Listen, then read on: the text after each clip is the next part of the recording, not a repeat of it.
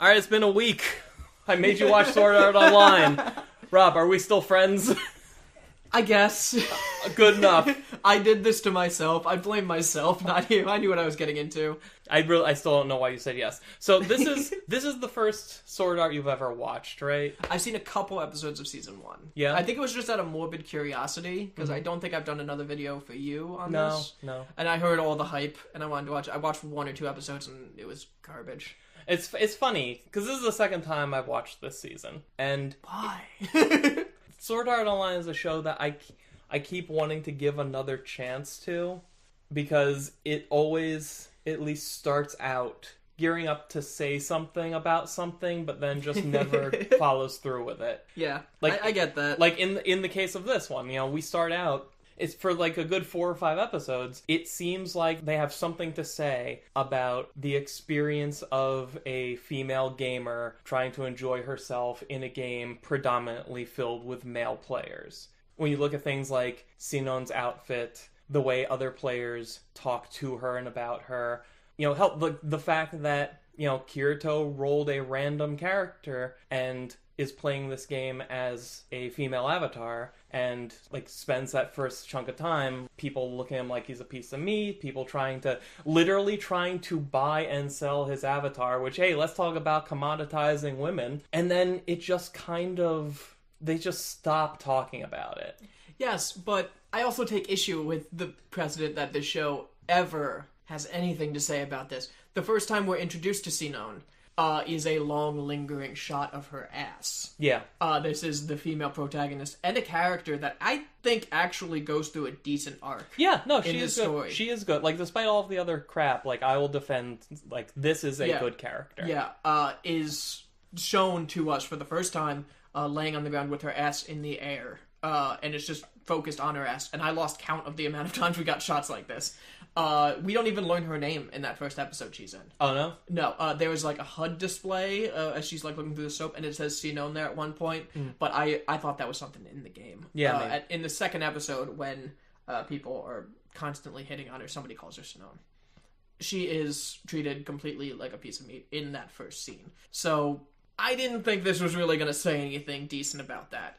And when Kirito I keep wanting to call him Kiryu. That's fine. When Kirito enters the game as a female avatar, as a feminine-looking avatar, I should say. He is still a male avatar. Yeah, the show does that thing where it's no matter what, it's always going to make its avatars look like the person in real life. Yeah. Even though it's supposed to be a big plot point of the arc before this was his sister, who has seen him in real life, meets him in-game and has no idea it's him. Even though they look identical and have the same voice. But, we're just supposed to go with, it's a randomly generated whatever. Yeah. He's disgusted with the idea that he could possibly be playing as a woman. Yeah. He hates that idea.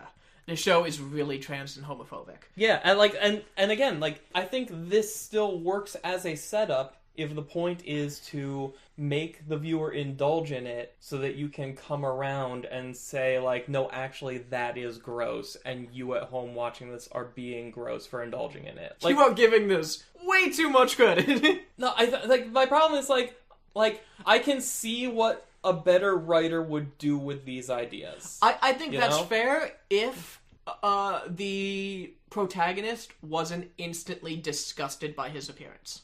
Anything other than how could I possibly look like a woman, and then how can I use this to my advantage? How can I manipulate people using this? By the way, did you watch this subbed or dubbed?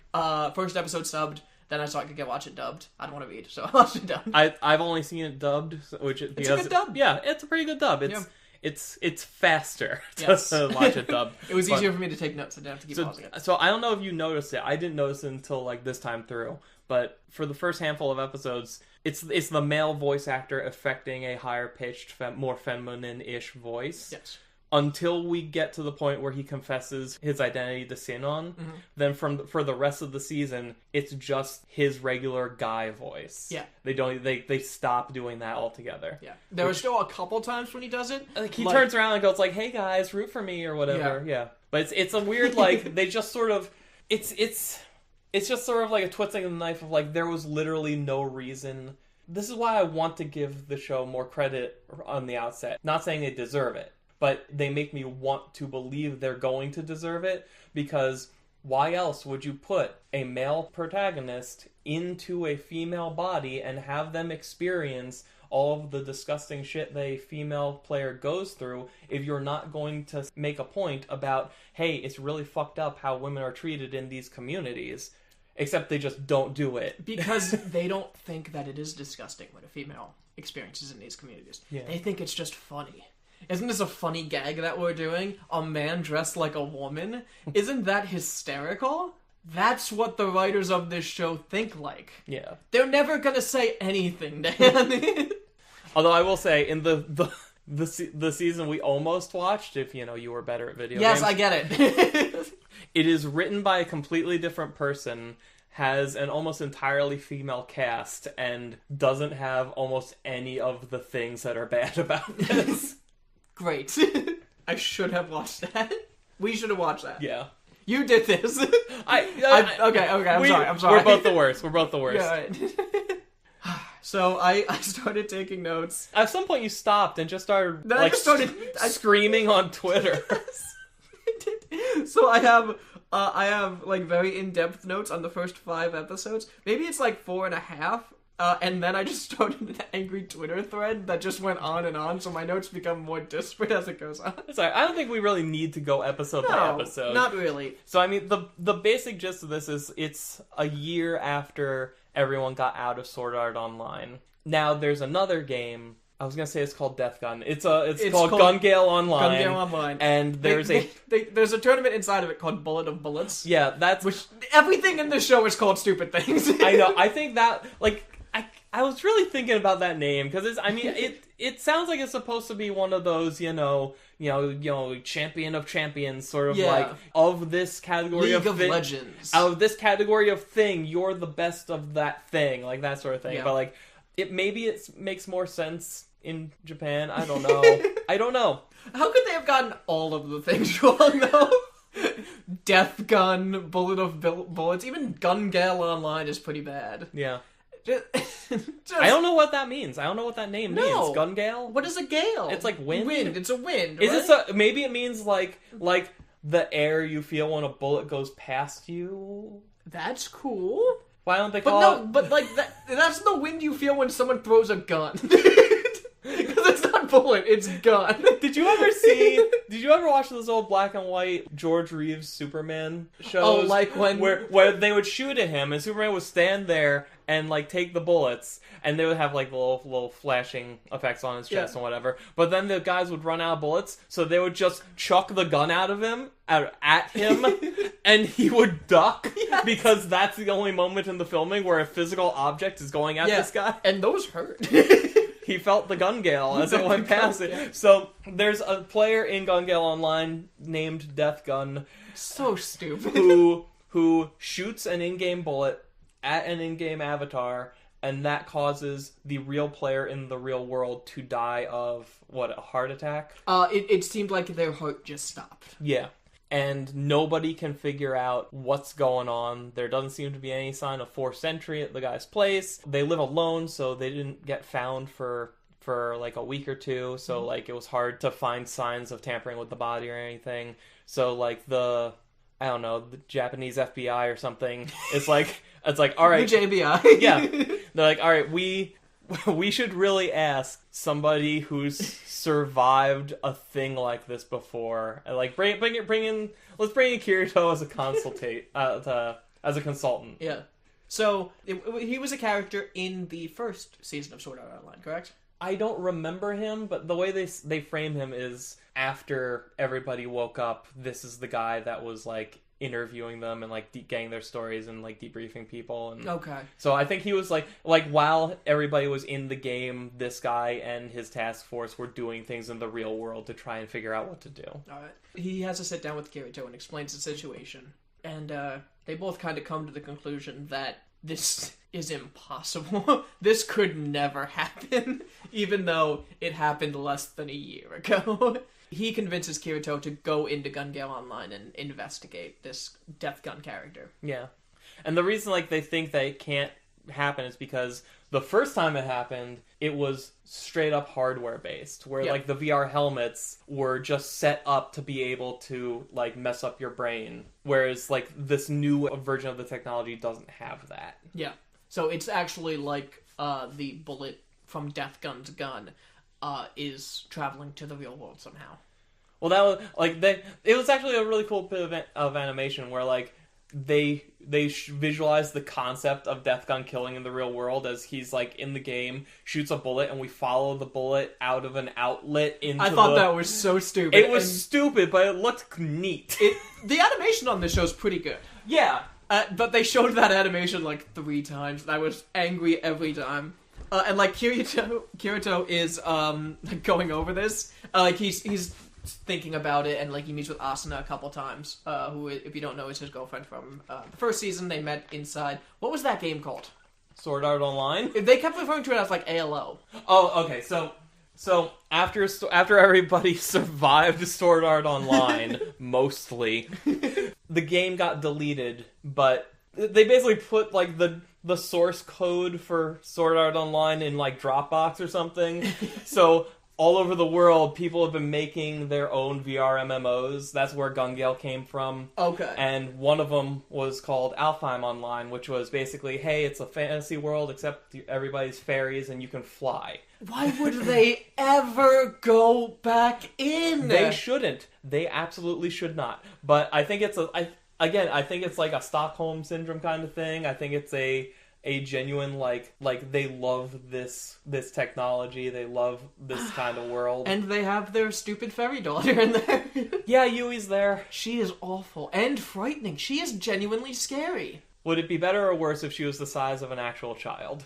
I think better. Okay, because that's what she was first, and then she died, but then it was such bullshit. They spent the whole first season being like, if someone dies in this game, they die for real, and then they never killed off anyone important, except for Yui, who is basically an NPC that they could, like, bring back later.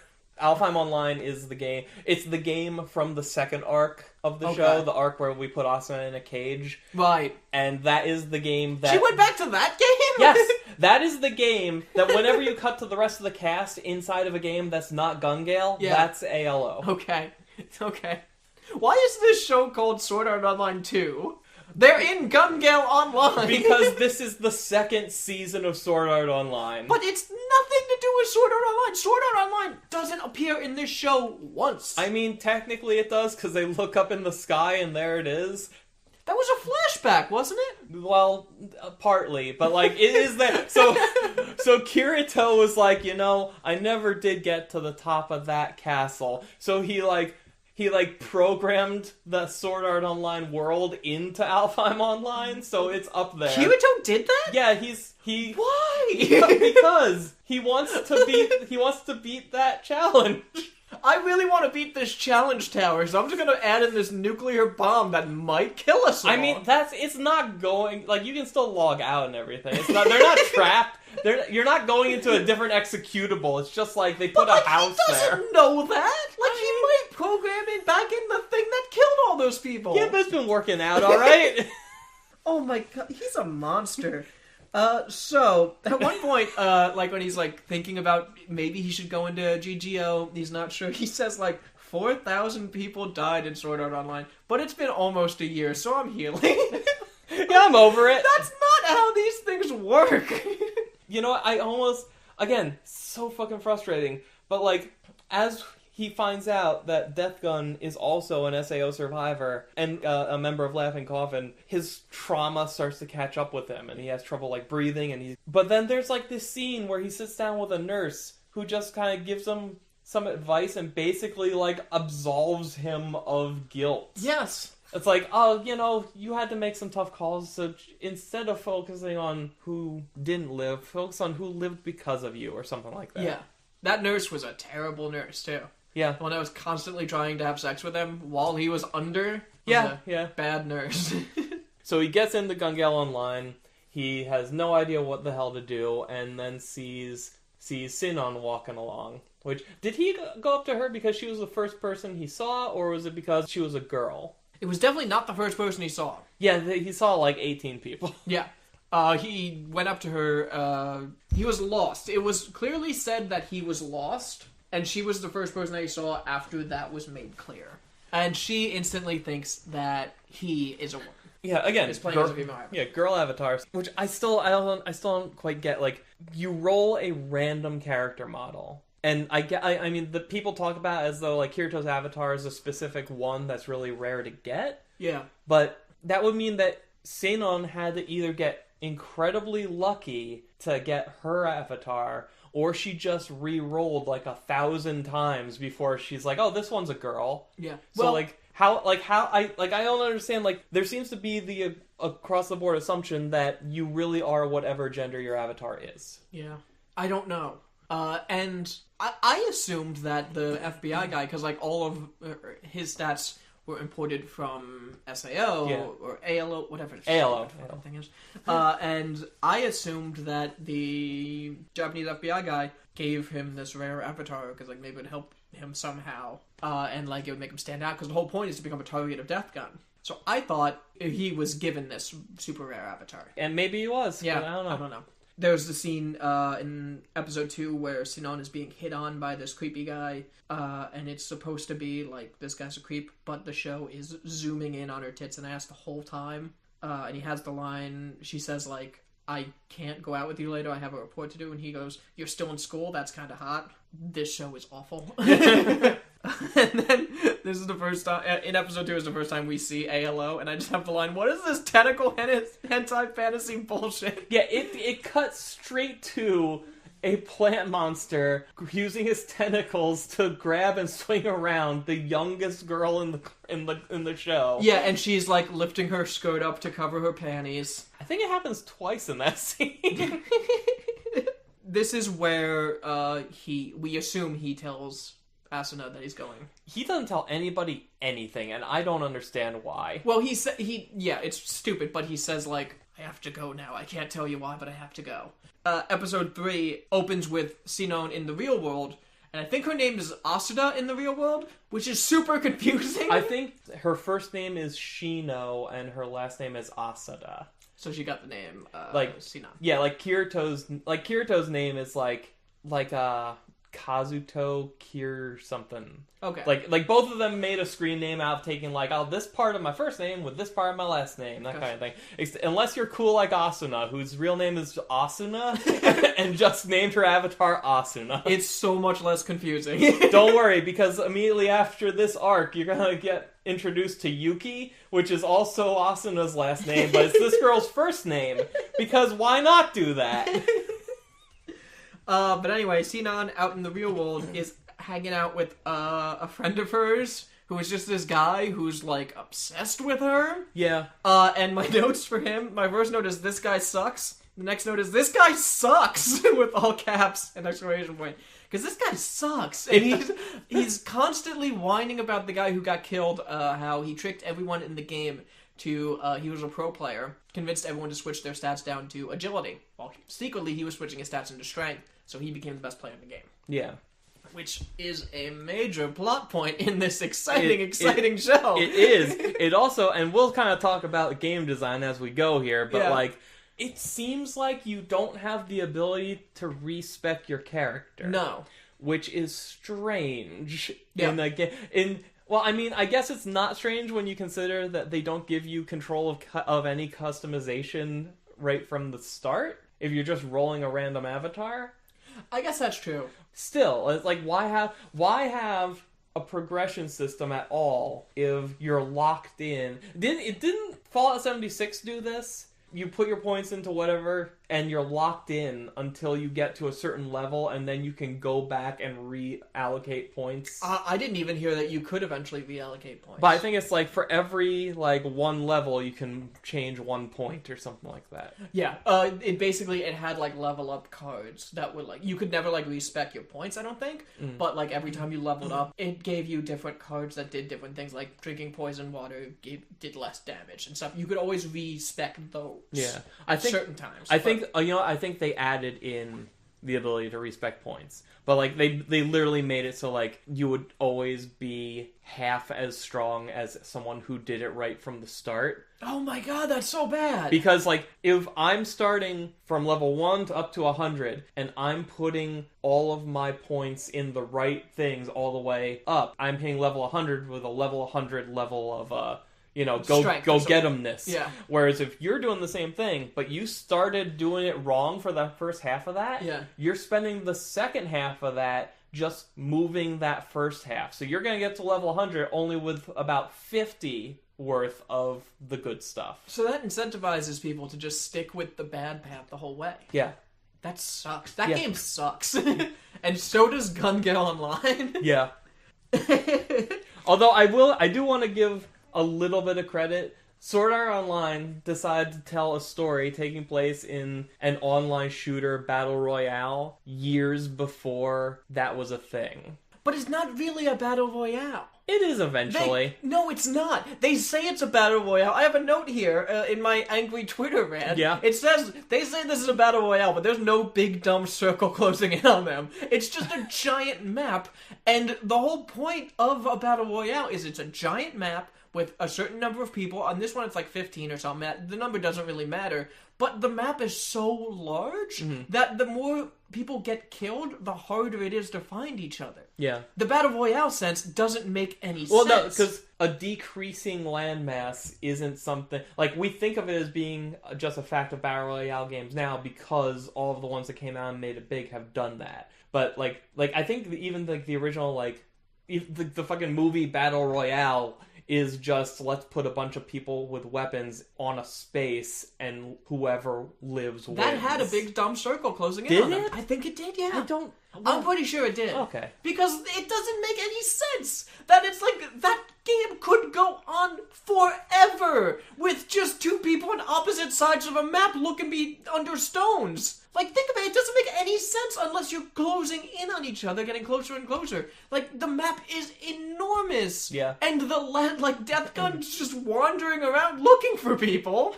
And it doesn't make any sense that they keep bumping into each other. Like, the satellite thing is cool, but all you have to do is move a little bit. It's so stupid. Yeah. He's been hanging out with Sinan a little bit. Yeah. Now Kirito?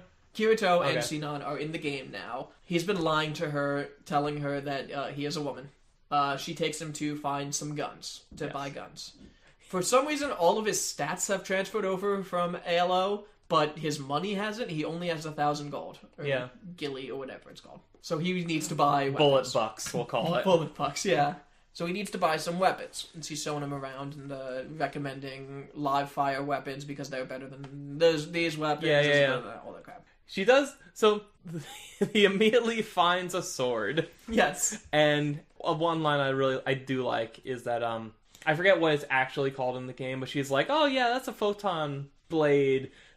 People have a bunch of names for it, like beam saber and this and it's one other thing I can't think of, right? Yeah. Like we can't say lightsaber, but it's just a lightsaber. You know what we're doing here. I think it even makes the noise. Yeah. Oh, it does. He's just a Jedi in this show. Yeah. He's deflecting bullets and stuff. He's a shitty prequel Jedi. Yes. But he doesn't have enough money to buy anything. So she recommends, he goes like, there's a gambling game over there, but I don't recommend anyone you playing that, because nobody's ever won. It's like an Old West shooting game. Yeah, it's like there's like an animatronic cowboy, and you have to touch him before he can shoot you, and you win. Mm-hmm. And it turns out there's this thing in this game called bullet lines. So yes. Unless it is the first shot of a sniper, which I actually think is a really cool detail. Oh yeah? Yeah. Every now and then this game does something I'm like, that's actually a cool idea for a VR game. Unless it's the first shot of a sniper, whenever somebody's shooting at you, you will see the trajectory of the bullets. Yes. So this guy's going to shoot at you. You got to see the bullet lines, dodge out of the way. But the closer you get to him, the faster it comes. So as you get so close to him, you won't even see the bullet lines coming, basically. It's rigged. Kirito sees someone goes like, oh, I got this. And he just kind of... does it. He just does it. He just doesn't stop for the bullet lines. And apparently nobody thought to just keep running. He's like, oh, I just predicted the prediction. Yeah. But, like, nobody's ever thought to just keep running. Everyone always stopped and, like, just moved out of the way. Like, if you just keep running and dodge, you'll win. So you're pro bullet line. I like the bullet lines feature. I Okay. like the feature. I like that. I like that if the advantage that a sniper has for like staying in one shot is that they get one free shot. I think that's really cool. Okay. I was wondering if you would think that made the sniper overpowered, because their strength is killing with a single headshot, so they basically get a free kill. That is that could certainly be overpowered, but I think it's so hard. The way that this game works, like if you spec for some reason, like they said, like they never explained why specking and agility would be bad. Yeah. They said like strength is the way to go, and that guy screwed everyone up. Especially, Why? especially since once we get into Bullet of Bullets, that cowboy man was killed by that guy dressed like a white tiger who was just jumping and doing gymnastics all over the place. Yeah, paraglider. Yeah, that guy was fucking, awesome. He was fucking great. He was so cool. He's my hero. Yes. But like I feel like a good agility, someone with high agility stat, what AGI as this game calls it, fucking stupid. Nobody talks like that. There's a part where like Sinon asks Kirito where his points are in. He's like, well, my strength and agility, and she literally like puts her hand to her face like she's thinking hard and goes like, an STR-AGI build, eh? That takes just as long to say. And she keeps saying IRL. She's like she's trying to have this like deep, meaningful relationship with Kirito, and like she's like laying out on her lap, and like they just have like a long battle. She's like, my character Sinon's nothing like how I am IRL, and I'm like, shut up! Like at that, people don't talk like this. It's that weird thing where like we're at a stage now where if we're watching a movie or a show or something, and someone refers to anything online by saying the internet, it sounds weird. Yeah. Because that makes it sound like a thing further removed from normalcy than it is. Like it would make more sense if she said something like this is nothing like how I am back home or something like that. Because it feels like a physical place. So he gets all the money. Yeah. All of the money. Basically all the money. Yeah. And the sword costs most of it? It costs half! Why do they have this? I don't know, Why? because she said nobody uses these. Maybe it's just because it's so expensive. And like he makes the good point that if they put this weapon in the game, it must be viable, which, yes, that's how it works. Yeah. There should be people playing this game where, they've got a really great gun as their primary weapon, and their secondary weapon is a lightsaber for if they get, like, closed in on. There should be... If this game is really as big and popular as it seems to be, someone else should have thought to try to main a lightsaber. Yes. I feel like this is like whenever Ed Boon, the CEO of NetherRealm, whenever he puts out a new game, there's always one character that everyone thinks sucks, and they keep tweeting Ed Boon, and he's like, "Are you gonna buff Devore? Are you gonna buff Deathstroke or something like that?" He's like, "No, shut up, you're doing it wrong." And then he's like, "I am the best with this character in the world," and he's right. He's right. And then, like, a month later, they're at the top of the charts. That's what this lightsaber is. There's a developer at Gun Gale Online who is, like, just playing with that lightsaber and killing it. And Kirito broke the code. And he's like, and, like, people are messaging him. His bosses are coming down. They're like, why does this cost 150,000 gold crazy? He's like, no, you're doing it wrong. This needs to cost that much. It would break the game if we lowered the price. And he's right. I was a little surprised because they had a moment like way later where it shows Kirito like pull up the stat screen of his sword. It shows like, oh, here's a meter for how much battery it has left, and here's a meter for how much like heat it's like if it's overheating or whatever. Yeah. And all of its levels were like super great, like nothing is barely moved. But I thought it would be a cool trade-off if like it's actually a really good weapon, but it burns through power really fast or something. Yeah, and but like it never comes up. Nothing. Yeah. It never comes out like if he had to like be really cautious of like, okay, I just blocked all of these bullets, but now I'm down a third or something like that. Like it should be really kind of stressful that this is his primary weapon he's bringing into a multi-hour tournament. Yeah. So thank God that doesn't happen. She also says, you should really get a gun too.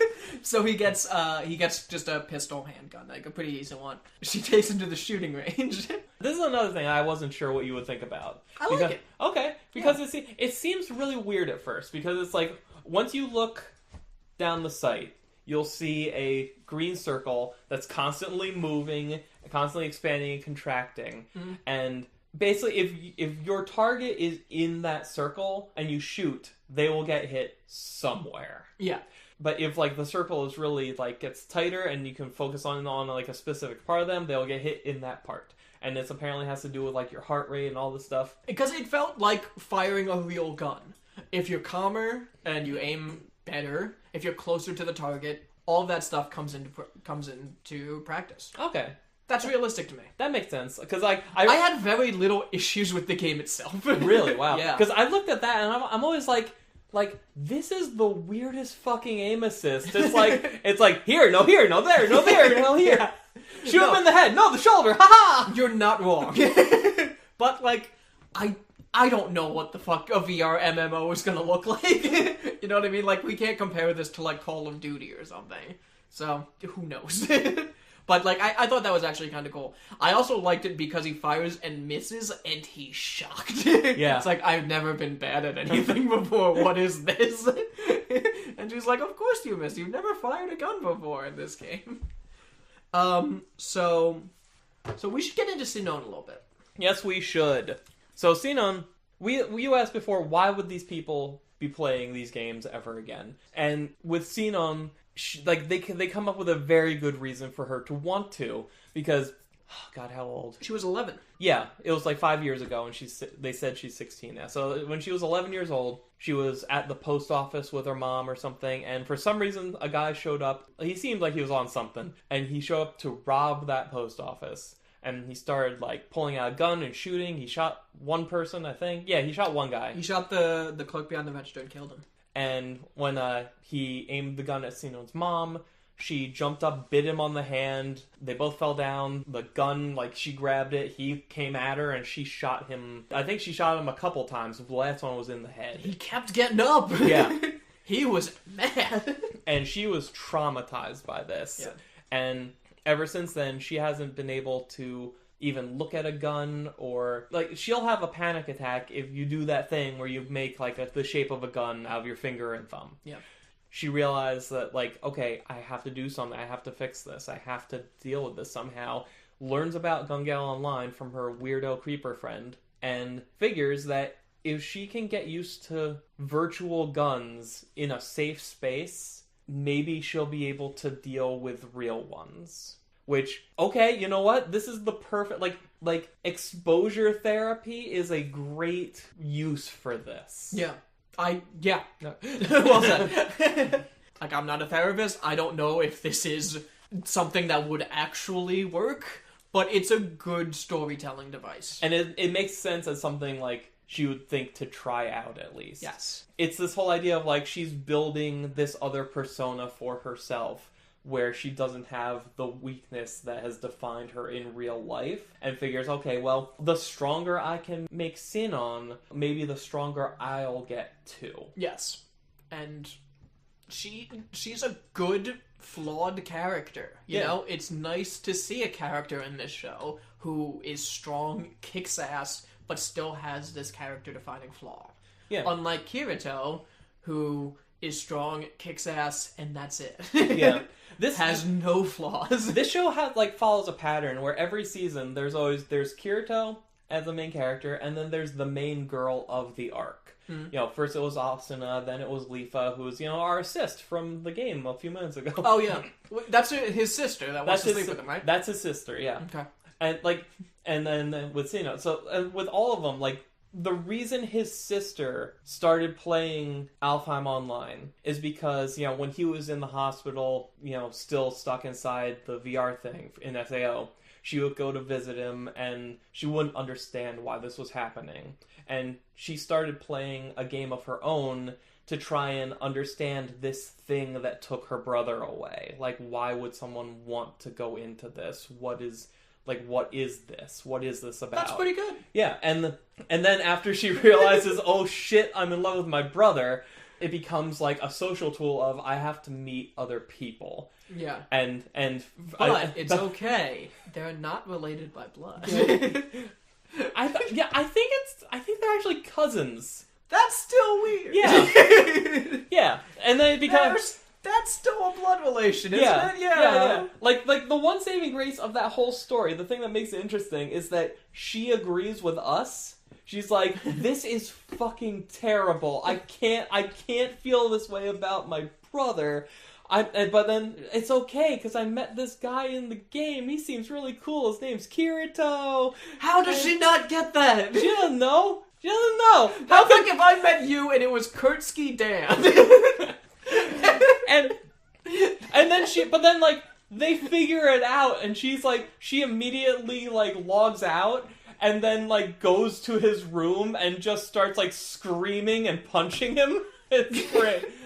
This actually sounds pretty good. Yeah, but then after that, they never talk about it again.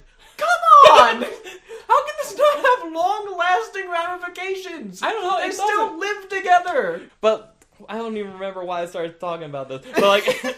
But yeah, like there's always a main girl that's more interesting than Kirito, and they always have a better, more in-depth and entertaining arc than he does. But it all kind of mostly gets kind of forgotten. Except I think with Sinon, I think there's some good payoff for it. Yes. Is it Leafa in the second season? Is that it? Leafa, yeah. Does she get sexually assaulted?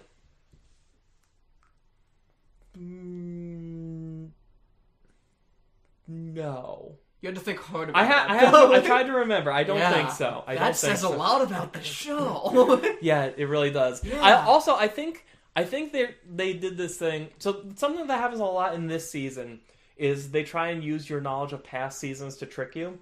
Because I think one of the reasons why you don't see the shit coming from Sinon's weird friend is because Leafa also had the weird nerd friend that wanted to be her boyfriend, but that ended up coming to nothing, and they were cool.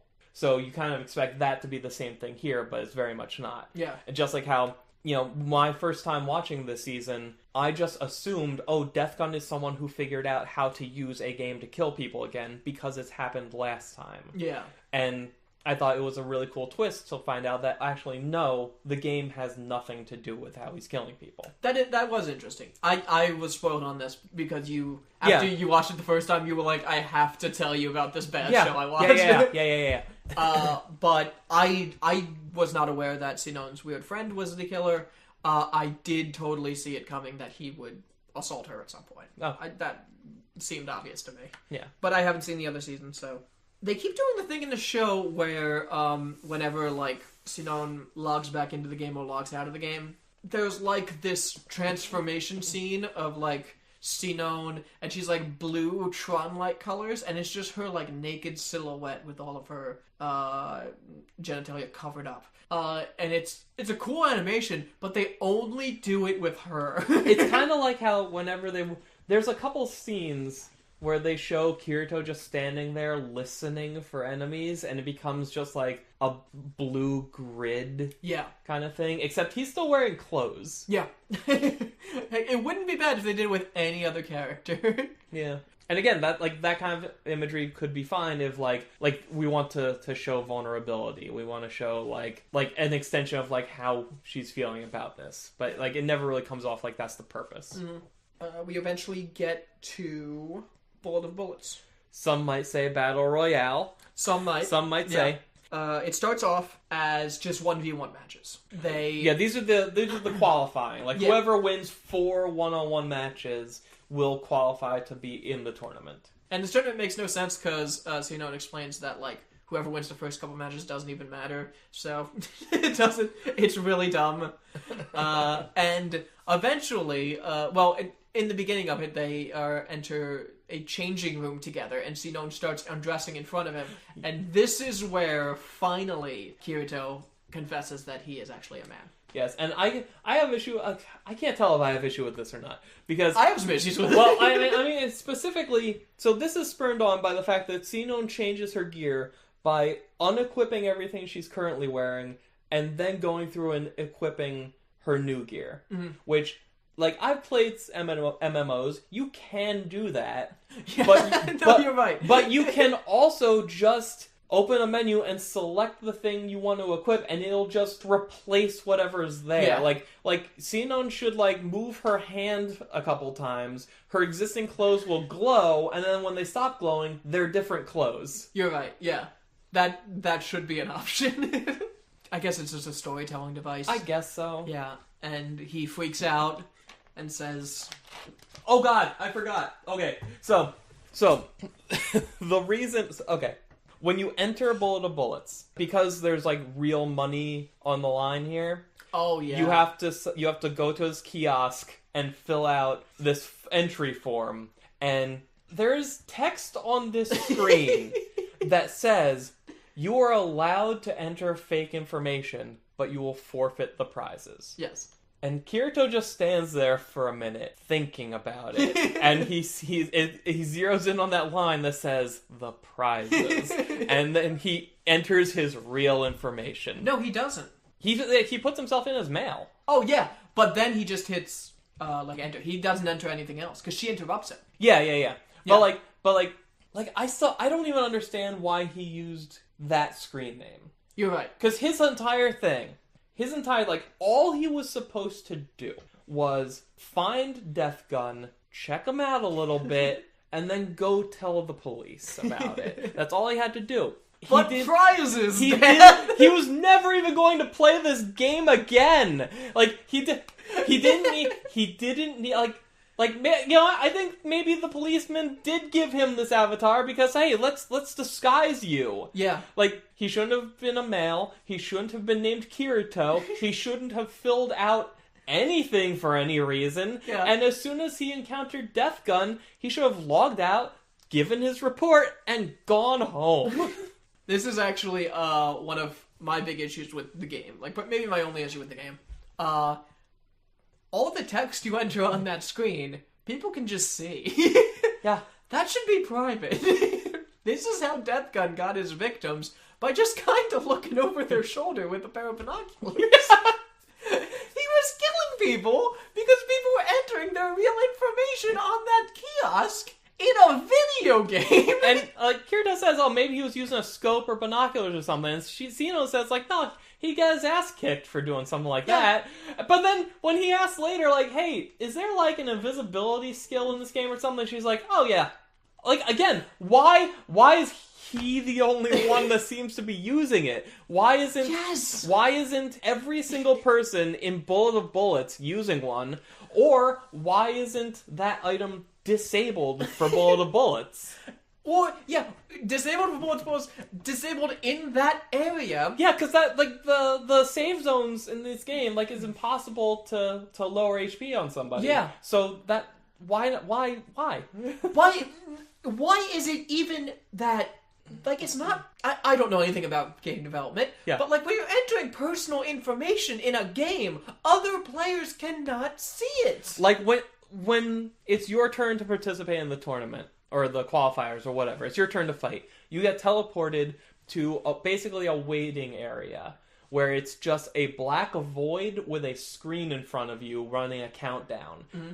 I can accept, I'm going to go up to this kiosk, and then it's going to send me there, and in there I'll fill out the thing, hit submit, and then be sent back to the hub. Sounds great. That's a great idea. If I'm playing Overwatch, there's a little button I can press to censor out bad words. Why isn't that always on when someone's entering personal information? And it's 2019, not 2025! I always forget this is in the future. Yes! It's so stupid! Do you think in 2025 we should revisit this and see how the technology compares? We're gonna be living in ALO, man. We'll be doing our YouTube channels through the virtual world. We're even gonna be fatter and lazier than. We're all gonna be Wallies. It'll be great. He explains to her that he's a man. She's very mad. Yeah, as she should be. She definitely should be. But she's a nice person, so she still explains what happens in the tournament. How is he not the villain of the show? It is mind-blowing. She explains what's going on. There's a series of 1v1 matches, and the finals are a giant battle royale, but not really a battle royale. Battle royale with cheese. Yes! The first match is just a 1v1, and it is Kirito in kind of this like jungly like ruins area. Yeah. And he's kind of hiding behind pillars, and there's a guy taking pot shots at him with a machine gun. This guy is lying down and in cover. Before he shoots, he stands up, makes a loud noise, waits for the bullet lines, and then starts firing. Kirito kind of realizes that if he sees the bullet lines, he can deflect the bullets with his lightsaber. Yeah. And he does that until he gets close enough, and he slowly murders him with his lightsaber. It goes on for a long time. Yeah. Like, what do you think of, like, I'll call it the dramatic finishers that Kirito does? Because sometimes he just slashes you and you fall down. Yeah. Sometimes you split in half and like the pieces fall down, giving that little delightful dead icon that I like a lot, actually. That's pretty good. Sometimes the other person just explodes. I don't know how or why. I don't know where the fire's coming from. When he fought Death Gun, he exploded. Is that mask filled with gasoline? Like, what?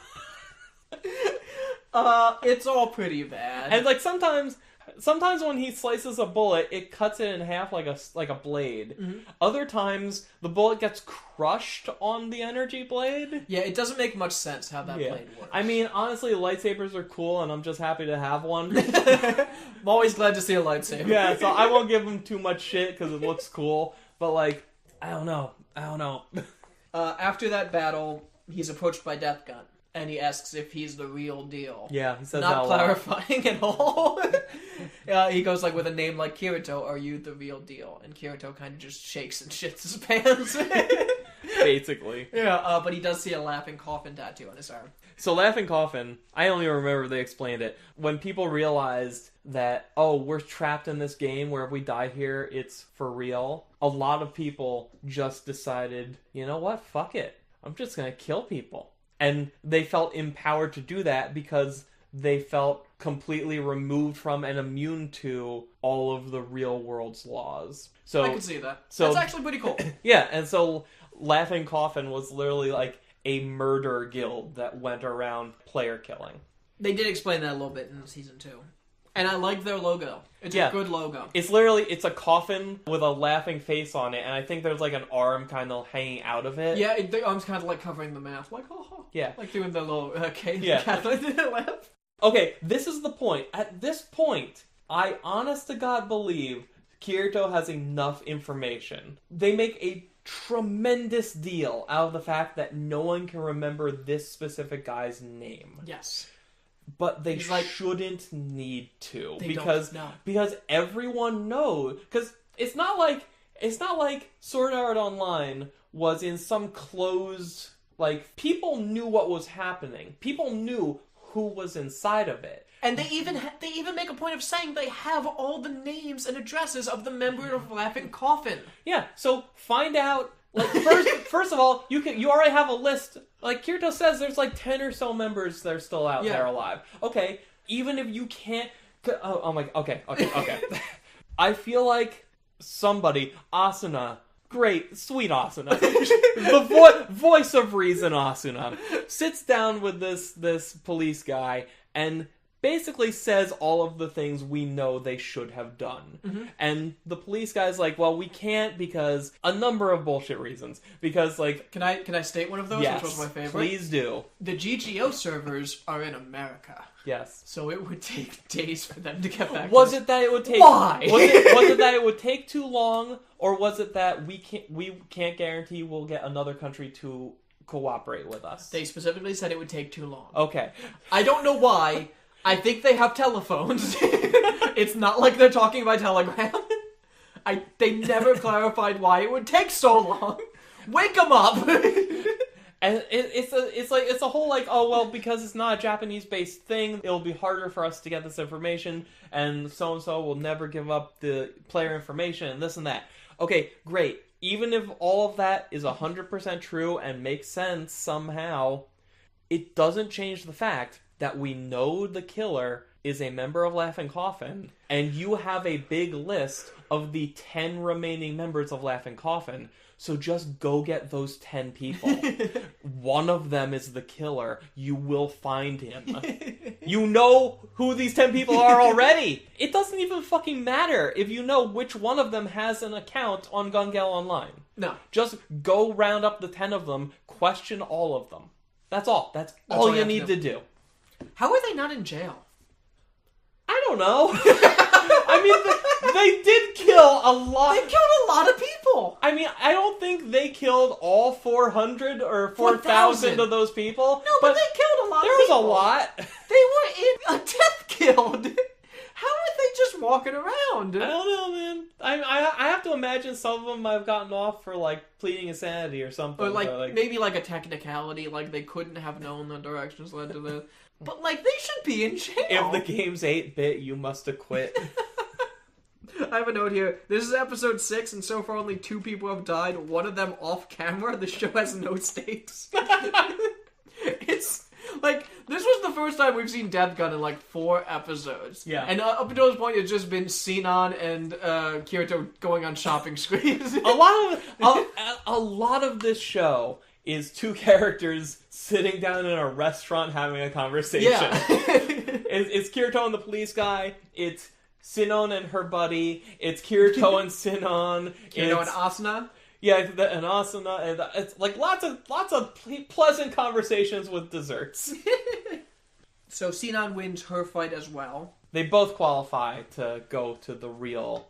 They can go be the real deal. Yeah. Well, Sinon and Kirito have a fight before that to qualify themselves for that, the finals. But this is one of those fights that doesn't really matter. Yeah, I don't know. And like, whenever... Because I never keep track of how brackets line up. So, like, I don't even know if it's, like, a thing, like... Neither does the show. I just took it for granted, the idea that, like, oh, well, because it just happens to be him fighting her, then they're both going to advance no matter what. Like, I don't know if that makes sense. I don't either. I don't think it does. I don't know how tournaments work. And Kirito's strategy for this fight is to just slowly walk towards her. Like Jason Voorhees. And it works, because she is a woman in this universe, and she is madly in love with him. And she can't shoot him, because her heart rate is pumping so fast. I think they get there, but I don't think we're there yet. Okay. I think it's literally a, like, he's, like, just psyching her out. You think so? Because remember, he has literally nothing riding on this. Whereas she has convinced herself that if I can win Gun Gale Online, I will be the strongest player in GG, or if I win Bullet of Bullets, I'll be the strongest player in Gun Gale Online, and that will mean I'm finally ready to overcome my anxieties. So the fact that, like, here's somebody that just shakes off everything she dishes out is, like, she's just unnerved and is panicking. I think she's into him at this point. I think after, like, Definitely after this. By the time that she's complaining on the swing set to her friend, Yeah. Is that before or after? That's after this. I think it's after this. Okay, Like, by that point, I think she's, like, very much, like, doesn't realize she likes him kind of thing, but... But before the finals, we get a couple just personal scenes. We get Kirito's sister. I almost said sexter. That's fine. Kirito's sexter starts talking to him. She kind of figures out that he's been in GGO. Yeah, because he registered under his fucking name. Yeah. Why did he have to do that? I think he's just an idiot. Well, he specifically says that cop wanted him to transfer his character into GGO. Yeah, I don't know. Like, he had to. I don't know. Maybe, like, it would make sense if, okay, we want you to fight this guy, so we're going to let you import all your stats or whatever. Yeah. But they just said, we want you to go check him out. So I don't know. I mean, they do want him to be a target, so I guess he has to be a threat. Do they want him to be a target? I think so. I think they said, like, well, like, he has to at least show up on his radar. Like, I know that's what Kirito thinks, but I thought they just said, hey, go find him and tell us what he's like. I do want to talk about the scene with Sinon, though. Sure. Because it is, like you were saying, it's her on the swing set with that creepy guy. We should know his No, name. no, we should. Okay. We can just call him Xenon's friend. That's Xenon's his name. creepy friend. Yeah. And He does not... For as much as he matters later, they don't have him in the show enough before that. You're right. And she is just complaining about Kirito, how like he's getting inside her head. She can't stand him, all that stuff, and she eventually makes the sign of a gun with her hand, and like she's like, "I'm gonna kill you." And he goes like, "Do you see what you're doing?" And she's like, "Oh my gosh, you're right. This game is helping me." That fucking sucks. Kirito has been lying, manipulating her, using her, and this show is sending the message that that's good.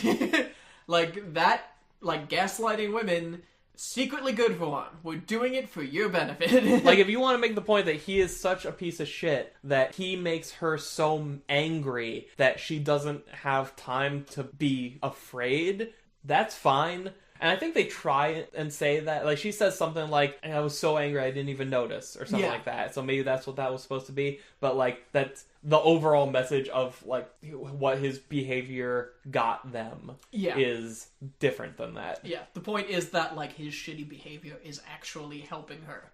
And that is such a harmful message to send to the type of asshole that would watch Sword Art Online. Us. Oh, God. I just hated that. I sent out this tweet. What does it say? What is that? Oh, it's a burning dumpster. Here's a picture of every man in Sword Art Online. It's a dumpster fire. Then they're back in. Is this when the tournament's about to start? Yes. This is when the nurse redeems Kirito because he's about to go back in and he's feeling down because he realizes that someone in Sword Art he was in Laughing Coffin. What do you think of the flashbacks of like how he and Asuna and a bunch of other players basically formed a party to go out and corral Laughing Coffin once and for all, and it turned into a massacre? I think it was fine. Yeah. Like, there was that one scene of the 3-on-1. The guy was backed into a corner, and they were saying, like, please don't make us kill you, just come with us peacefully. And then it cuts away, and he's killed 2 of them. Yeah. So, how did that happen? I think it was, like, again, like, I'm projecting on this, but I think it was, like, the good guys weren't prepared to kill, but the bad guys were, and were backed into a... Like, if he took even one, like, another nick to the, like, the leg or whatever, he would have died. So he just had nothing to lose, so he just, like, went all in and he killed 2 of them. The nurse has a line that says, in the medical field, sometimes we have to choose who we save. When? Why is that a thing that she has to do sometimes? I mean, if you watch enough ER... She's a bad nurse. So... once they start the stream, like everyone in the world is watching the stream, including the characters, the players in ALO. Yes. They are watching the stream inside Elfheim of Gun Online. How does that work? Yeah, it's kind of weird that you can stream live footage of a different MMO inside. I mean, I suppose if they're like, maybe they're like embedding like a Twitch stream or something. They just like embedded an app, like a Twitch app. It's like if somebody cut and pasted a link into the chat or something. Yeah, I guess that's possible. But like, I can't open up WoW and watch Twitch in it. I mean, we're only in 2019, Rob. This is 2025. In 6 years, that technology will be wow, it's only 6 years? Only 6 years oh my God. in the future! Rob, we're gonna be able to fly! It is so close! That's the thing! It's like they saw the Oculus Rift and were like, I got this. As the harem starts to deconstruct and unravel what's been happening in Sword Art Online 2... They start to realize, oh, Kirito didn't tell anybody because he knew we'd come with him and be in danger. And then there's lots of, like, let's talk about how great Kirito is for a minute. But, like, I think it's so weird that these people sitting there watching this stream for about 5 minutes figure out literally everything that's going on, including Death Gun's identity? Yes! Yes! It's like, that's a member of Laughing Coffin, I remember that. Like, just from the way he talks and, like, acts. Oh, it's infuriating. So, this is the scene that we were talking about before, because everyone's on this map now, and Sinon is about to snipe one of the characters and Kirito sneaks up on her. Oh, and when says, Cowboy was fighting that tiger. Cowboy. He wasn't a tiger. Well, he was wearing like tiger stripes. No, he wasn't. He What was all it? white. Pale Rider. Pale Rider, yeah, like all a white tiger. Those are Okay. real. Those are real. They are real, but there was no stripes. There might have been. Anyway, so he says, he like basically, don't shoot them. Like, you can kill me after this if you want. I just need to see what happens. And then she's like, Because he "Fine, thinks whatever." Pale Rider is Death Gun. Yes, because he asked Sinon for a couple names of people she didn't recognize. Yeah, and there was like 3 or something. There were 3. Pale Rider was one of them. So, they watch what happens. Pale Rider is just awesome. Because agility builds are good. Yes. Which- He has a high which- AGI stat. Which, by the way, in the good show, the main character has a tremendous advantage because she's all agility and she's really fast and small. I think there was a great meme that came out of the first episode of the show because it's like, who wins? Group of heavily armed mercenaries or Lolly in a suitcase? And she pops out of the suitcase crying and then mows down everyone. That's awesome. So, Pale Rider shows up and just decimates this guy, and it's awesome. And then he gets shot in the shoulder with, like, this trank dart. He goes down, and Death Gun, like, sneaks up out of the shadows because he was wearing that invisibility cloak. Yes. And he's about to shoot him, and he's like, just take the shot. Don't let him shoot Pale Rider. And I forget what happens. Sinnoh shoots, but Death Gun dodges. I don't know how, because she has no bullet line, but he just sort of, like, maybe because we don't know at this point that he can turn invisible, so maybe he walked around the fucking area and saw, oh, there's a sniper right there. I don't know. They never explain it.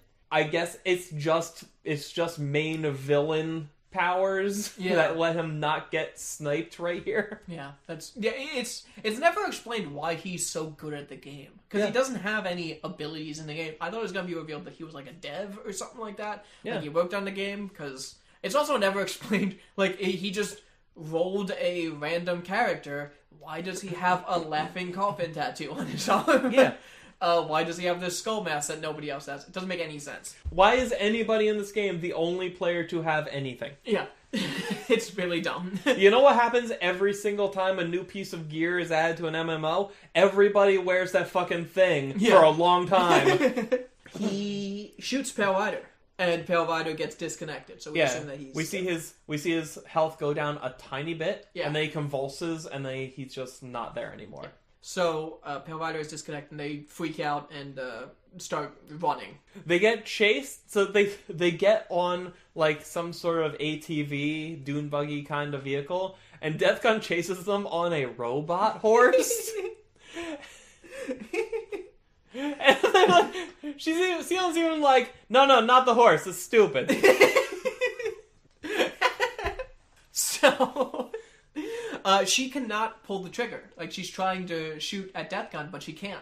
Because the idea that she might die, like, this has real world ramifications. Yeah, this has broken the immersion. This has broken the illusion that she was relying on. Yeah. And she freaks out about it, which the first time through, I really hated because it felt like we're depowering this strong woman so that Kirito can save the day. But I think it actually makes sense for her to react this way. I agree.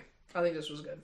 So, they kind of go into hiding for a little bit. They get away, essentially. Yeah. They get away.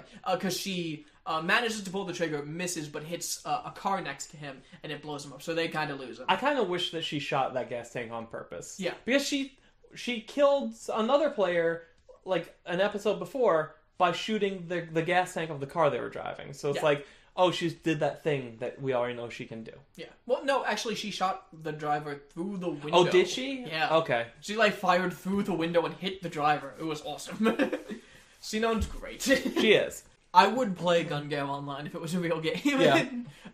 And like, the minute I heard the rumor of Death Gun, I would stop playing. But, like, there's just one scene where, like, Sinon is training and she kills a monster, and I was like, oh, there are monsters in this game. Oh, yeah, okay. So, let's talk about that, because I forgot. Because, yeah, there's also energy weapons that are, like, perfect for hunting monsters or whatever. Yeah. So Sinon, her best friend is her sniper rifle. Yes. I think, a Hecate is a really, I guess, hard to get sniper rifle the way she gets it is she solo kills a dungeon boss by sitting outside of its attack range and sniping its weak point until it dies. That shouldn't be able to happen. This game has some issues. like the entire, like, an MMO dungeon is designed specifically so that, okay, you need at least one member of every class, because each one of you can do a specific thing that needs to be done, but not all of these other specific things that need to be done. Yeah. Like, you can have a sniper go into a boss fight because you have a fucking tank and some DPS people to distract it while the sniper's sniping. And you also have a healer there to make sure the sniper doesn't die by a long-range attack. And the healer can live because the tank is taking all of the attention. Mm-hmm. Like, she shouldn't be in there alone and walking out of it successful. How did she make it to the dungeon boss? I don't know. Because she may have been able... Let's say there's a glitch in the game. There's a spot where the attacks will not reach her. She's under a cliff or something like that. That's not going to happen for every area in that dungeon. I would love it if there was a moment in this show where it's just Sinon just walking forward against a wall and kind of scraping along it until she hits a spot where she walks through it. Like, I want to see her glitch her way into the boss room. Yeah. I wish this show knew how video games work. I really do. I really do. It could be... No, I was going to say it could be a good show, but it can't. The GGO season gets better, like, understands it more. Okay. It starts to incorporate things like, hey, how would health packs work? Yeah, because nobody ever heals in this. No. They were, like, in the beginning of this, that, like, second episode I was talking about, where, like, they actually introduce Sinon and don't just show her ass. They were taking down this squad of, it's just an enemy squad that they wanted to take down and loot. And they're talking like there are stakes. There aren't. Yeah. She's saying, like, this is a battle. Some of us aren't gonna make it. We gotta keep fighting until it's over. It's like, no, you don't! The guy, the cowboy man, Yeah. was like, if we run out there like this, we'll die. She just grabs him by the throat, gets in his face, and yells, then die! They don't even know about Death Gun yet. Yeah. This is just a game. Yeah. It's like, you could just log out. Like, we spawn at camp. I don't know how this game works, but I'm assuming that would happen. Like, there was a point where, during Bullet of Bullets, Death Gun has her down. Like, we were about to get to this. Oh, boy. Death Gun is about to shoot her. Why doesn't she just log out? I think because she's paralyzed. Because in order to log out, to access your menu, you have to physically, like, move your hand and do a motion that pulls down the menu, and then you press the button with your hand. That's a problem with this game. Like, Yeah. you cannot physically stop people from playing your game. That seems illegal. Like, Or, like, if you're going to have the UI work that way, then you shouldn't have paralyzing effect on anything. like, there should be a way, like, in the real world, because I'm guessing the way it affects your senses is that you can't move your hands in the real world. So, like, she can't just take the helmet off. Once you, like, put the thing on and turn it on, you're not conscious in the real world. Yeah, okay. So it's like a very accurate dream. Yeah. Okay. And actually, like, when I think about something like Final Fantasy XIV, the way paralyzing status effects work in that is once it's on you, it pops every, like, 5 or 10 seconds, and then you're just immobilized for a few seconds, and then you can move again, and then 5 or 10 seconds later, it does it again until, like, the timer on the whole thing runs out. Gotcha. So, if you're fast enough, you could still get in your menu and do a thing. Yeah. But- Or Alt-Tab and close the game. Yeah. You know what I mean? There has to be some kind of Steam client or Origin or something that runs these that you can still log into and exit out of the game. You cannot force your players to continue playing a game when they might die. the only failsafe we're shown is that once she starts to get really worked up, her heart rate starts to spike, and, like, I think Kirito or somebody says, like, that would force a log out. That's Because not good enough. Because what if I just get, like, it's not even a life or death situation. What if I have to go to work in an hour and I get paralyzed? Like, what if I'm just gonna be late for work because this asshole keeps spamming paralyzed dart? That shouldn't work. This is stupid. Like, let me control Alt Delete. Let me out of the game. All right, so they're in this cave. Yeah. We skipped quite a bit. Whatever. What else do you want? Kirito, knocked another person off the list, so now it's just this one person that can be left. Sturban. Yeah. Sturban is the only one that could possibly be Deathgun, because he's not using Deathgun as his avatar. Weird, right? Yeah. So they're hiding out in a cave. They managed to escape. That's another weird thing. You don't see usernames on people. Yeah, that is weird. That's never a thing in any of these. I don't know why. I don't know. Maybe it would take them out. There's probably an option. Maybe it's like an immersion thing, you know? Yeah, that's what I was thinking. Yeah. Because you don't see health bars until you damage them. Yeah, or if it doesn't come up in here, but if you're in a party with people, you can still kind of look. If you look into the corner, you're looking really hard right now. I'm trying. If you look up into the upper left of your peripheral vision, you would see the names and health bars of yourself and your party. That's cool. That kind of thing, but you don't. Nobody looks at Sinon and sees the word Sinon above her head or anything like that. So they're hiding in a cave, and that manages to camouflage them. Oh my god! So this satellite, every one of them. So the way this works is every one of them has this satellite thing. It's basically the holographic map. Yeah. And every 15 minutes, the satellite scans the whole area, shows everybody, here's where everyone is. And then after the scan's over, you better move because everybody knows where everybody is. Mm-hmm. Apparently, that only works if you're on the visible surface of the map. Because if you're in a cave, it can't find you. And if you're underwater, it can't find you. That has to be a feature of the game, right? I guess? Because it's not a real satellite. It's a digital thing in the sky because you're in a game. Once you know that is a thing that can happen, you would plan all of your strategy around, okay, I have 15 minutes to get from this cave to this river. Yeah. And then forget the need of a big circle. You would have everybody running into each other all the time anyway, because there's only everyone's in the river. There's only so many caves and bodies of water. So they're in the cave, and she is a broken human being at this point. She feels like her whole quest to become stronger has gone to shit. She can't deal with guns in the real world. How can she deal with them in this world? And she and Kirito are just kind of talking about everything, trying to figure out what the hell is even going on. You really liked part of the scene, right? They find out each other's past with killing people, and she sees how he is and wants to know, Yes, I did. I like that she basically... He kind of confesses that the first game, the game that he brought his stats over from was Sword Art Online. And she says, I knew it. She kind of suspected. She just, genuinely asks, how do you live with yourself? How have you moved on from that? And it's just because she kind of lays it all out there. She says, I killed a man when I was 11, and it has broken me. And unfortunately, she doesn't get an answer because Kirito is perfect and has moved on, even though it's been less than a year. But I appreciated that she was, asking for assistance and kind of bonding with somebody who has had a similar traumatic experience. I thought that was a really well done scene. I feel like the show doesn't really know where it wants Kirito to be in terms of his past traumas, because sometimes they're haunting his every day and night. Sometimes there's something he's barely thought about in a year. Mm-hmm. And at some point it needs to decide, okay, which of these is it? Which of these is real and which of these is a front he's putting on?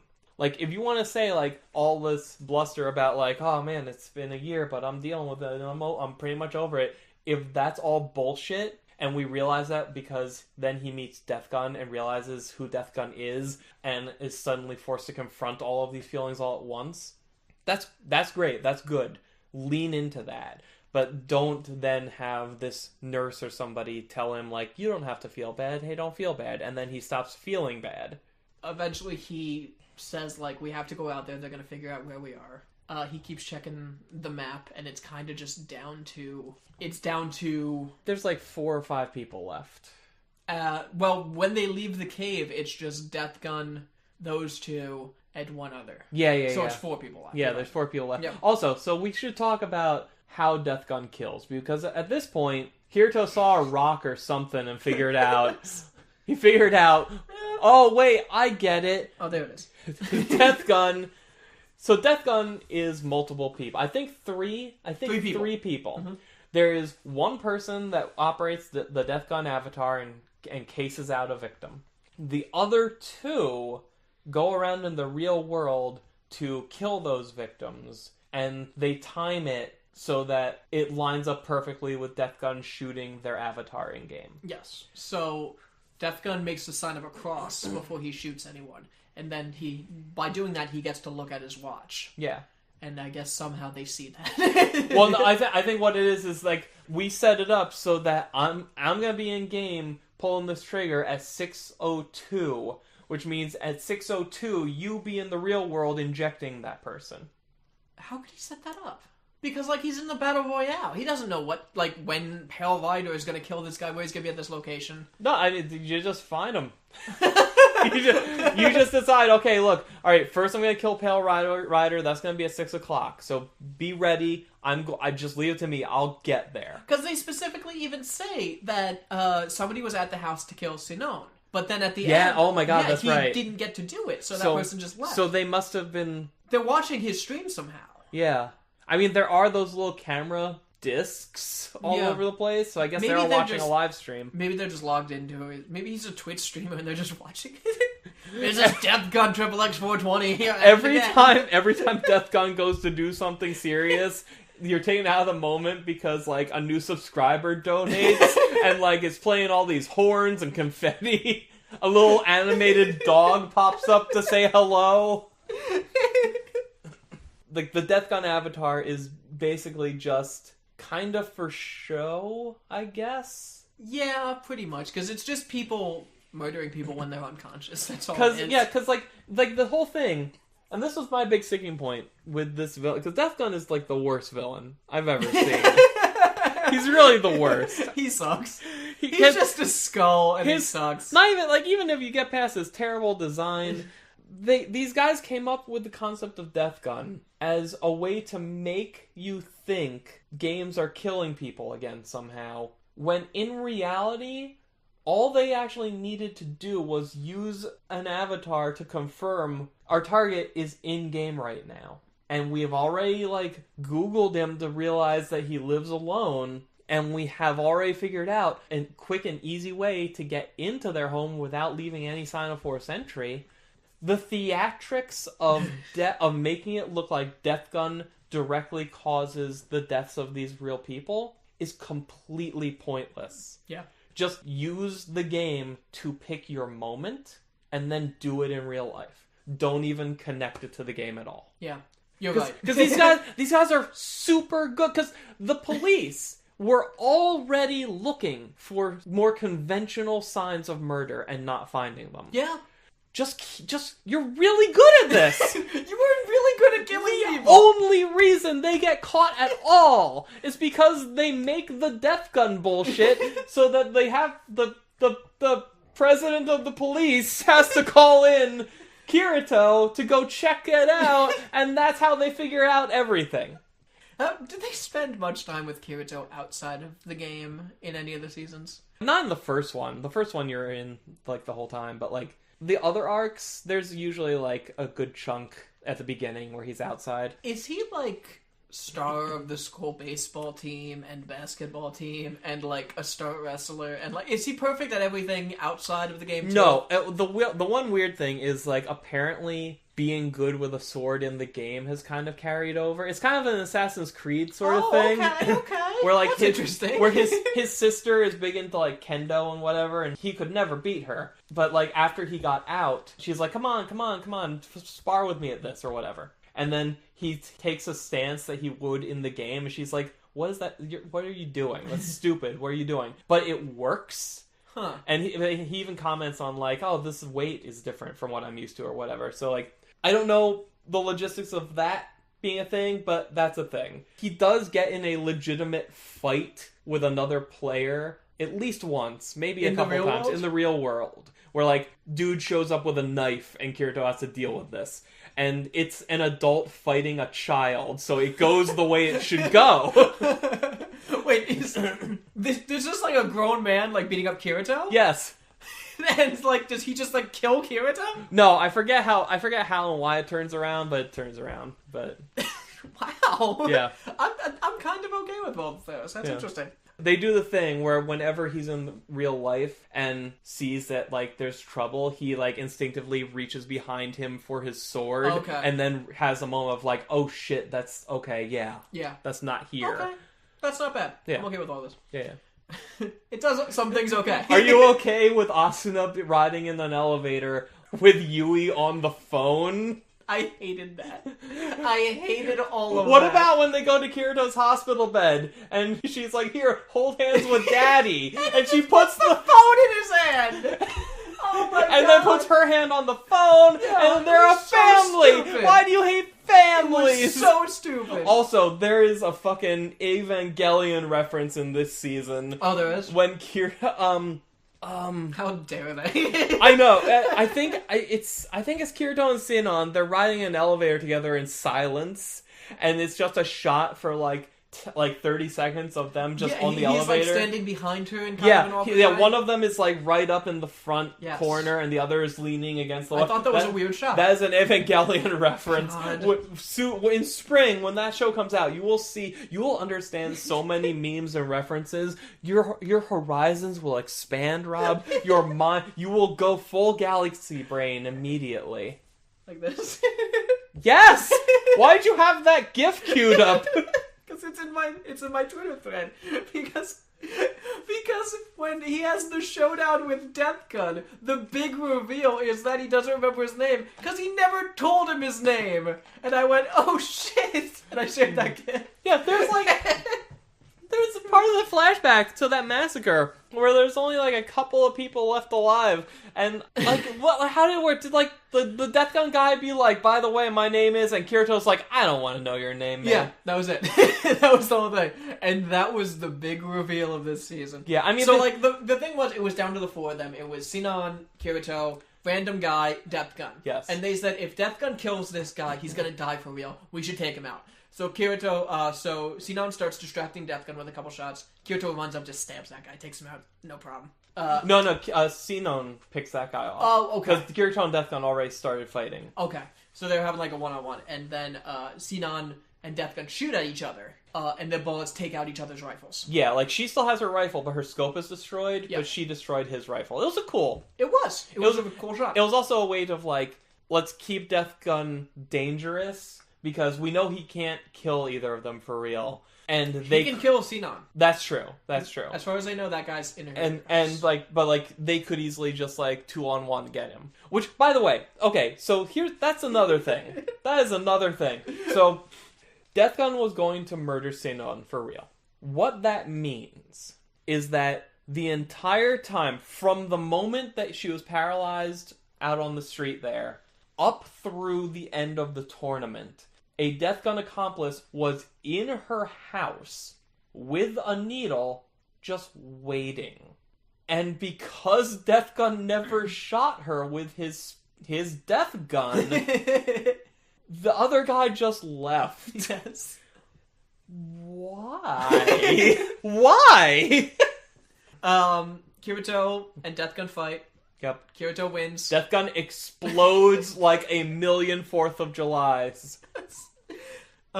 He then says, like, this isn't over, or something like that. My favorite moment in all of Sword Art Online happens, where Sinon and Kirito are like, alright, well, I guess we should end the tournament, or how you want to do this. She puts a live grenade in his hand. Yeah. He starts freaking out. She smiles big, gives him a hug, and they explode together. Yeah, and they both win. He's like, what the hell? And she's like, yeah. So stupid. She wakes up. First, she gives Kirito all her information. Yeah. Gives this stranger on the internet all her information. And says, like, send the police to check on me. Cool. The hospital he's diving from isn't far away from her apartment. Yeah. Then she gets a knock on the door, and it's Creepy Friend. Yeah. And I appreciate the fact that, like, when she woke up, she was kind of like, hesitating to like open her eyes because like Yeah. you don't know if she's alone there, and she goes through and she checks her whole place, and it seems like it's okay, and it's her friend coming to the door, Yeah. so it seems like it'll be fine. Yeah. He reveals that he was Death Gun's accomplice. Yes. Why did he leave? He left and came back. Yeah, I think he might have just went to get food. He did bring food. He did bring food. Yeah. It turns out, so Death Gun... So, this guy's older brother was in SAO and a member of Laughing Coffin. And when he got out, he told his little brother about all of his murdery antics. And his little brother, I guess, thought that was super cool. Really cool, man. Great. Great. And I think, don't they say that Sunon's creepy friend... Isn't it a whole thing where, like, he's being forced to take on the family business, which he doesn't want to do, but at least he has Gun Gale Online where he can be the cool, powerful person he wants to be, but then the whole thing with, like, the AGI, STR, DEX, whatever builds... But the family business is like he was going to become a doctor and Yeah. inherit a hospital. It's a really good business. Yeah, and, like, he's lashing out because the first guy who got killed lied to people about agility builds being good, and he listened to that and wasted all of his points on agility, and now he didn't have what it took to be good at the game anymore, and the game was too much. Like, they tell us that the game is, like, his defining thing for his life, Yeah. but we never see him playing the game. Like, A couple times. well, we see he hangs out in social spaces in the game. Mm-hmm. We never see him out there playing the game. Well, like, he has that high AGI stat. He might as well just kill himself. I know, right? He... And I want to correct Yeah, you. yeah, go ahead. That's not the first person that Death Gun killed. No? Who is? Death Gun killed someone before that, completely off camera. Oh, really? Yeah, and the cop just tells us about it. All I guess right. that was like a test run. Sure. It's really stupid.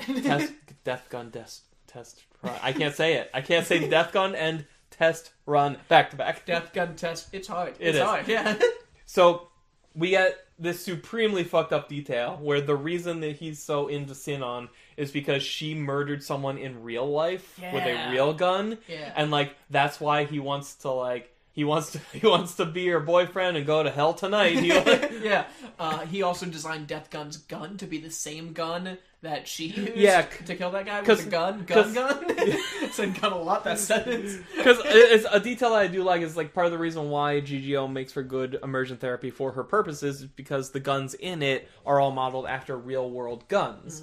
And it creates this like nice dichotomy of like she is terrified of guns, but she knows literally everything about all guns. Yeah. Like every time Kirito asks a single question, she's like, "Well, let me tell you this," and it cuts back to Kirito looking sad because now he has to hear more gun talk. But that comes back to haunt her because he was able to get the exact gun that she used in that post office and make that Death Gun's titular death gun. Yeah. So he has this needle. He presses it to her, and he says, like, this is a paralyzing agent. It will kill you. She's terrified. She's not. He's also like he's got the needle to the side of her, and he's also kind of like feeling up under her clothes Yeah, it's too. gross. Yeah, it's gross. That's why I asked if Leafa got sexually assaulted in the last season, because I was hoping we would make it this season without another girl being sexually assaulted, but no, it's sword art. So he's kind of feeling her up, and eventually she like kicks him off of her and starts fighting back. Yeah. Which is awesome. And he like starts attacking her, and then Kirito kicks down the door and starts attacking. Well, actually, a detail I really like. So the reason she can't get away is because she had to stop to undo all of her door's locks. Yes. Which is why he has enough time to grab her and pull her down. Mm-hmm. But because she unlocked all the locks, Kirito was able to just run right in. Yeah. So I like that little detail. That was good. And Kirito and him just kind of start beating the crap out of each other. He stabs Kirito with the needle. Yes. And I have a note that says, like, oh, please tell me he's dead. Please tell me this very bad man is dead. And she picks up, like, a boombox and hits the creepy friend over the head with it. What if Kirito died, and then the next season of Sword Art Online was like Yui's revenge against the world? Like she goes through the internet and launches all the nukes. That'd be awesome. We're gonna go see Daddy, Mommy. We're gonna go see Daddy. So she hits him with the boombox, and I thought, great, these two monsters are dead. She's free. She has slain both dragons. Yes. But it turns out that the nurse didn't take off all of the... like the electrodes. The electrodes, and the needle just hit one of those, and it didn't go in. So, he's fine.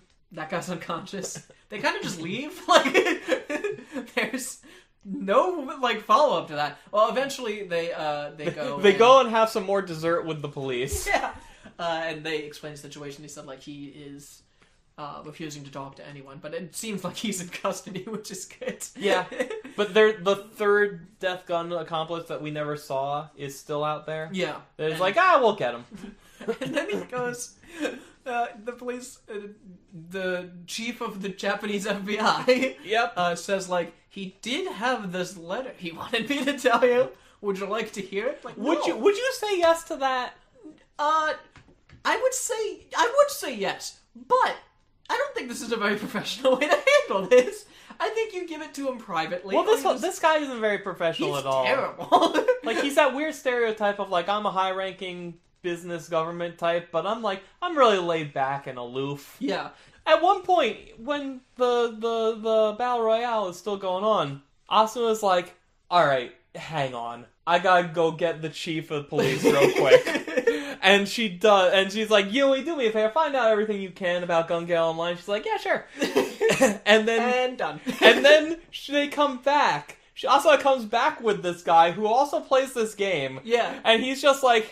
It just looks like him with elf ears. Yeah, he just came to hang out in their clubhouse. And he's like, hey, so what's up? She's like, you're gonna tell me everything about your top secret investigation. And he's like, yeah, okay. I don't know where to start, though. It's really complicated. And then Yui's like, oh, no, it's not. Listen here, asshole. Let me tell you what's what.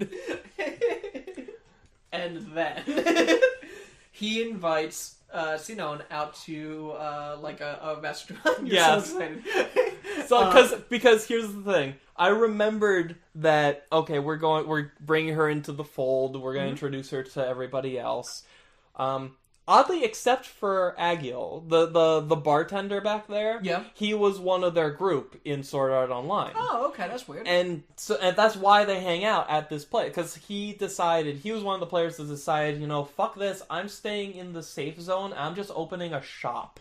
Oh, so he doesn't go back. He doesn't go back into the game. No, I don't think he plays. He might go into Alfheim sometime, I don't know. But like in the world of Sword Art Online, when he was trapped there with all of them, he realized, I don't want to die. I'm going to stay in town and open like a weapons store. Oh, okay, that's cool. And that led to, in real life, I guess I don't know if he was a business owner before or whatever, but he became a shop owner in real life too. Nice. That's why they hang out in this weird part of town in this dude's bar. Yeah. But like they never really talk to him anymore. Yeah. He shows up all of these things. He's the one that told Kirito about Alfheim Online as a game. But like he never feels like he's part of their friend circle anymore. That's messed up. Yeah. Because he made something of himself. He did. What is Kirito doing? He's he's collecting ladies. So he invites Sinon to be like part of the circle of trauma that they have.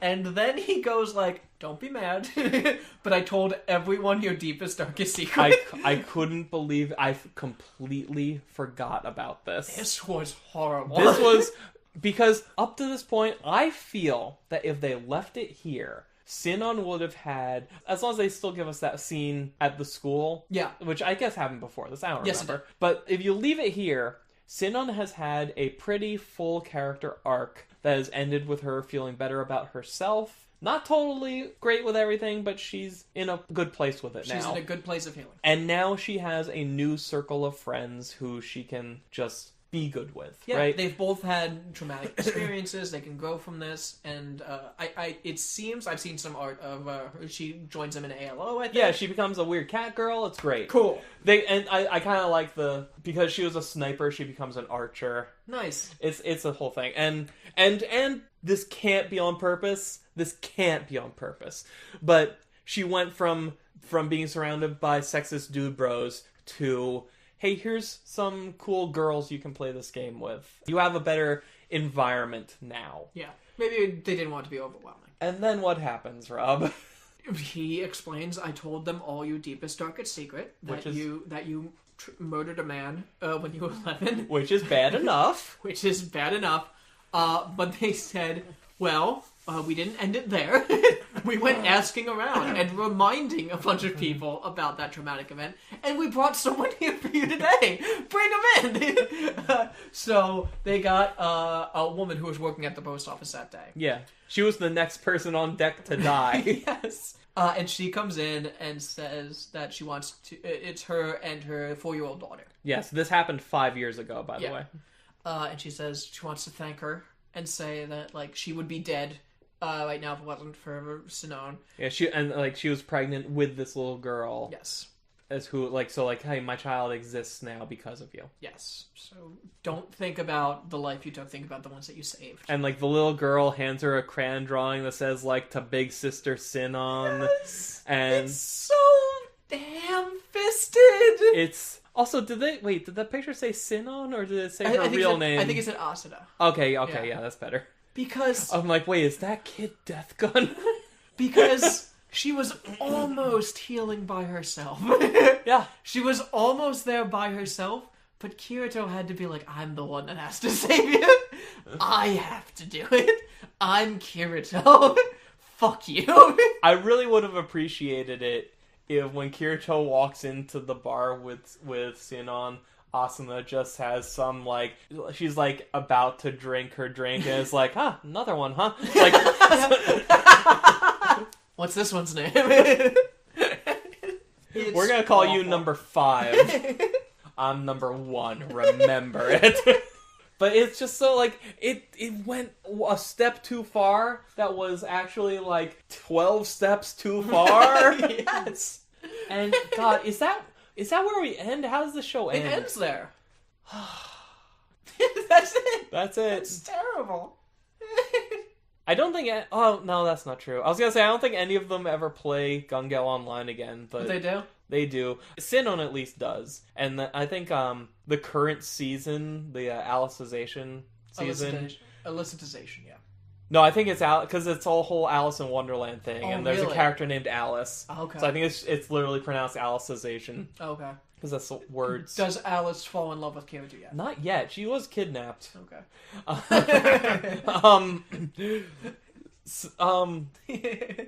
But like it opens with like Sinon has still been playing GGO and was having some trouble with some PKers, so she got the whole group this time to make accounts and come in to help. Okay. Now, PKers, that means player killer. Player right? killer, yeah. That just means somebody who, like, targets people in the game. Yeah, it's like you're like everyone in a battle royale is a player killer. Okay. You know? Because it's such a weird term in a game where you can actually kill in a show, we can actually kill someone in real life by killing them in game. Yeah, they should they should call them death guns or something. Yes. Oh, this was awful. So this was your first Sword Art Online experience. What'd you think? I hated it. Was it as bad as you thought it would be? Yes. Does it help to know that all of the bad things about it were significantly toned down from the previous 2 seasons? No. It doesn't help, because these were still terrible. Remember that part where they're in the cave and they're having like a really serious conversation, and in the middle of talking, we just follow Kirito's eyes as he's just panning around the room, and then it stops on Sinon's ass, and then zooms in really sharply, and then it cuts to his face like, Like when everyone in ALO was figuring out what was happening for no good reason, and they're talking about how great Kirito is. He was like, I bet right now he's helping somebody out, and I bet whoever that person is doesn't like him very much. Like, how often does he get into this exact situation? This is at least the 3rd time. Or, well, actually, each of them, 6 or 7 times. Do you still want to talk about that other season? I think we should. I think we should. Not for a while. Okay. But, yeah. I'm okay with that. But yeah, I think we'll have a much better time. Alright. And we'll have a direct comparison because it's in GGO again. Okay. And like Bullet of Bullets happens again. but this time, like, it's written by a different person, and none of these characters are there. Good. I do like Sinon. Yeah, Santa's I like- good. She is just... She has terrible taste in men. That's all there is to it. Yeah. Do they ever... Does she ever explicitly tell Kirito that she has feelings for her? They're in, like, the next arc, because they do a couple mini arcs after this. There's a moment where, like, there's, like, a rare item drop as this cool sword, and, like, he drops off a cliff, but she, like, grabs it with, like, a tether or something from her bow. Why does he And- drop it off a cliff? I don't know, he's an idiot. And I think they're on some kind of flying yak or whale Oh, or okay. something. So he you know? doesn't do it on purpose. Yeah, no, but Okay. there's a moment of, like, I forget even what she says, but she says, like, something super flirty to him Okay. when they do that. So, yeah. Because Asuna isn't great. Like, in this. In that, like, season this. 1 Asuna is... She doesn't have much to do. She's good. Season 1 Asuna is good. Because I forgot there's 2 arcs. Before she's locked in a cage. First arc Asuna, when they're in Sword Art Online, is a good character. Okay. Second arc Asuna, when she's locked in a cage, she tries to still be a good character, but fails because of everything else. Because the world hates women. Yes. This universe hates women. It's not their fault. I know. But, like, I'm just saying, with all that I've seen, Sinon seems to have more to do than Asuna. Yeah. Yeah. I don't know. It's all bad. I know. Everything I know. is bad. Yep. I hate it all. Oh, well, thanks for making me do this, Dan. That's still your fault. It is mostly my fault. Oh, this is so long. All right. Do you still have what do you do on the internet? Just follow me on Twitter, @Rob Kaufman. That's where all my stuff is. I still have my YouTube channel, The Moving Picture Show, and I have my blog, loadgame.blog. So the moving picture show, loadgame.blog. It's easier, just follow me on Twitter. All my stuff's there. Okay. Thank you for this, Dan. Sure.